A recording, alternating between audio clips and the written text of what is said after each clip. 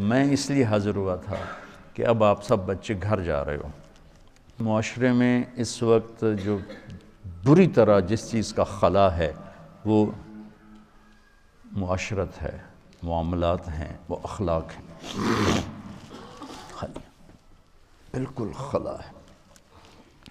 اب آپ لوگ گھروں کو جا رہے ہو، آپ کے والدین زندہ ہیں، آپ میں سے بعضوں کی شادیاں ہوئی ہیں، بہن بھائی ہیں، رشتہ دار ہیں، پڑوسی ہیں. ان کے ساتھ کیسے چلنا ہے؟ دنیا کہاں جا رہی پتہ ہی کوئی نہیں، کیا کرنا ہے، کس کے ساتھ کیسے ملنا ہے پتہ ہی کوئی نہیں. میں یہ چاہتا ہوں جب آپ جاؤ تو اپنے نبی والی زندگی کا مطالعہ کرو کہ آپ گھر میں زندگی کیسے گزارتے تھے. آپ کے ماں باپ ہیں، تمہارے پاس موقع ان کی خدمت کرنے کا، ان کی جانی خدمت کرو، بدنی خدمت کرو. تمہارے پاس کوئی الگ سے پیسے ہیں تو ان کے لیے کوئی پھل لے کر آؤ، کوئی مٹھائی لے کر آؤ، کوئی چیز لے کر جاؤ. ویسے بھی میرے نبی کا فرمان ہے، تم میں کوئی آدمی گھر واپس لوٹے سفر سے تو اپنے گھر والوں کے لیے کوئی نہ کوئی تحفہ لے کے ضرور آئے، چاہے کوئی پتھر ہی کیوں نہ ہو. تو اپنے ماں باپ ان کی خدمت کرو.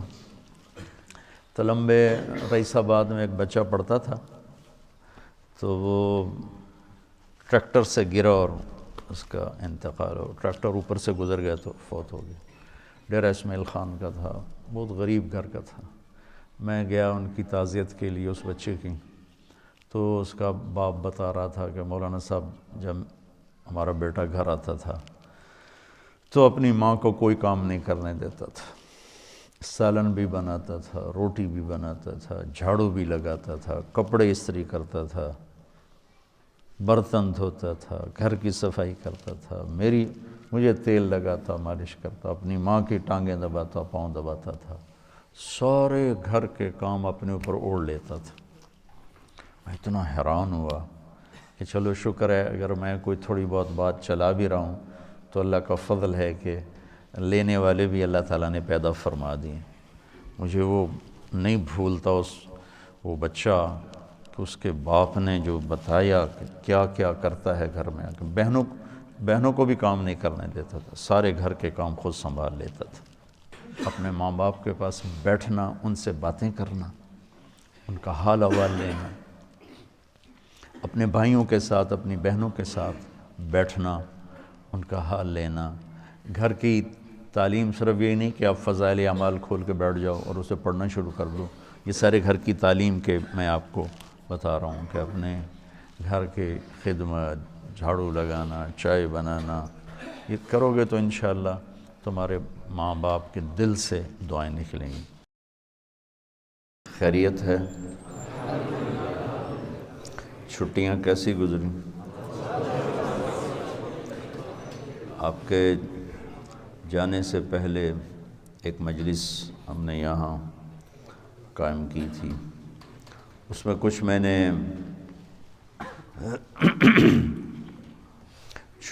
چھٹیوں کے کام آپ کی خدمت میں پیش کیے تھے. کوئی یاد ہیں؟ کچھ عمل ہوا؟ اچھا، کیا ہوا کوئی سنا دے.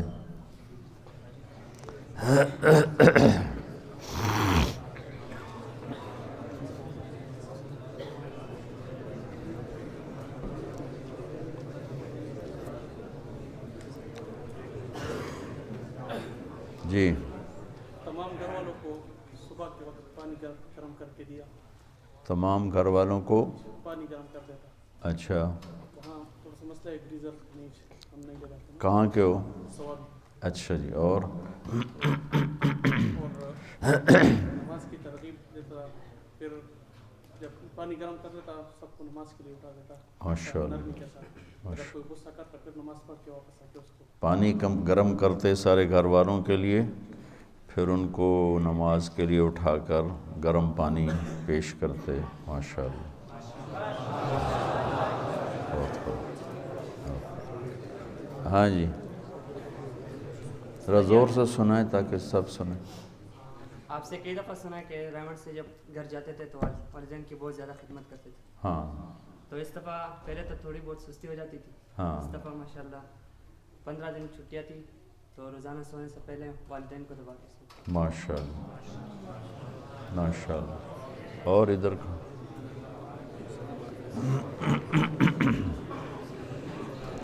سارے سنیں.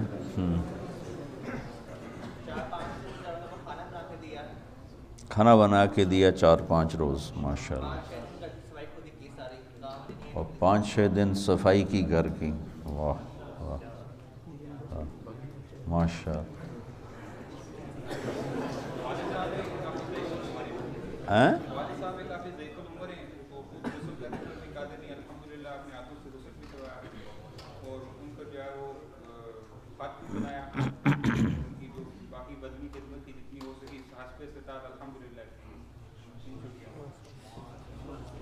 ماشاء اللہ ماشاء اللہ. ایک دفعہ میرے سارے چلے گئے اللہ کے پاس. میرے چچا تھے تو ان کا میں خط بنا رہا تھا داڑھی یہ وہ. تو انہوں نے ایک نئی نوکرانی رکھی تھی. تو میں تو کبھی کبھی گھر میں اس وقت بہت کم میرا گھر میں رہنا ہوتا تھا، اب زیادہ ہو گیا. تو میں ان کے خط بنا رہا تھا تو ادھر سے میری چاچی آ رہی تھی. تو نوکرانی کہنے لگی بی بی اگا نہ جاؤ دے نائی بیٹھا ہویا.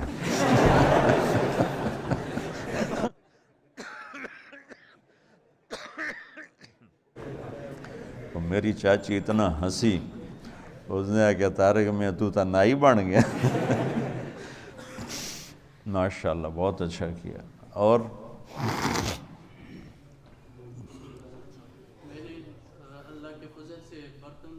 برتن دھوئے، جھاڑو لگائی اور والدین کی بدنی خدمت یعنی دبایا والدین کو، اور بھی ماشاءاللہ کافی سارے جھاڑو لگایا، برتن دھوئے، کپڑے دھوئے.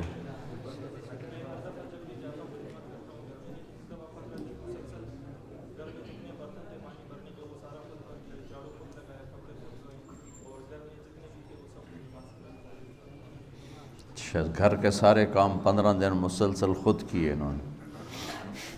ماشاءاللہ.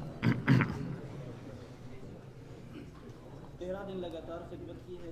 صبح ناشتہ بھی بنایا ہے اور گھر والوں کو نماز کے لیے بھی جگایا اور برتن بھی دھوئے، کپڑے بھی دھوئے، ناشتہ بھی اٹھایا. ماشاءاللہ 13 دن لگاتار خدمت کی، برتن دھوئے، جھاڑو لگائے، کپڑے دھوئے. ماشاءاللہ ماشاءاللہ. کپڑے خود دھویا کرتا تھا میں گھر میں، اور گھر والوں کے جی گھر والوں کے کپڑے خود دھوتے تھے. اور رات کو اگر تعلیم میں نے شروع کر دی تو اسی کی نسبت سے والد صاحب 4 ماہ کے لیے نکل گئے. واہ واہ، یہ تو سب سے بڑی کارگزاری انسان ہے. کہاں کے ہو؟ کوئٹہ. کوئٹہ سے. ماشاءاللہ. جی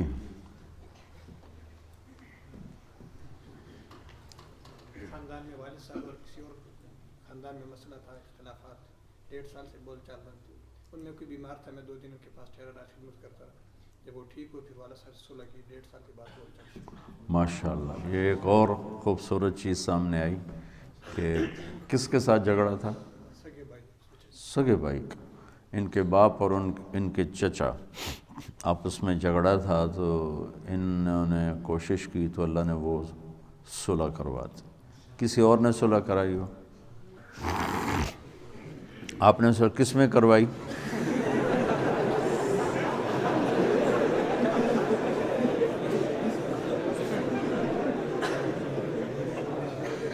بڑی بھابھی کی چھوٹی بھابھی کے ساتھ.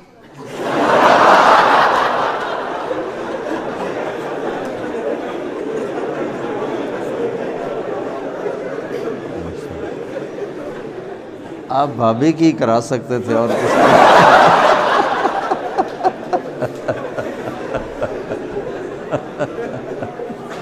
بیٹھ جائیں.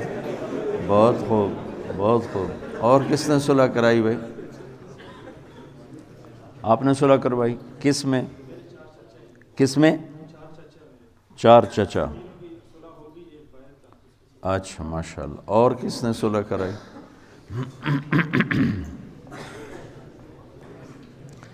خدمت بذات خود دعوت ہے بڑی طاقتور، بغیر الفاظ کے.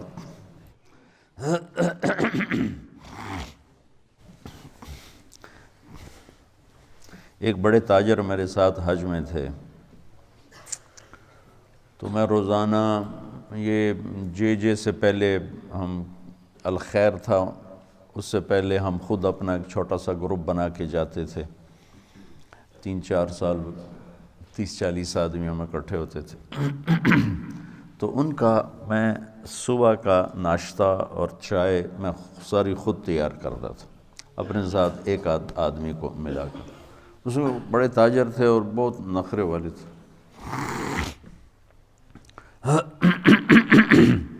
تو روزانہ وہ دیکھتے کہ میں سارے ساتھیوں کے لیے مستورات بھی تھیں، ناشتہ تیار کرتا، چائے بناتا۔ تو ایک دن وہ سوئے رہے، اٹھے نہیں، اور ہمارے مذاکرے کا وقت ہو گیا، اور میں وہ مائک فٹ کر کے ہم بیٹھ گئے۔ میں بات شروع کی تھی کہ وہ اٹھ کے آئے، طبیعت ٹھیک نہیں تھی۔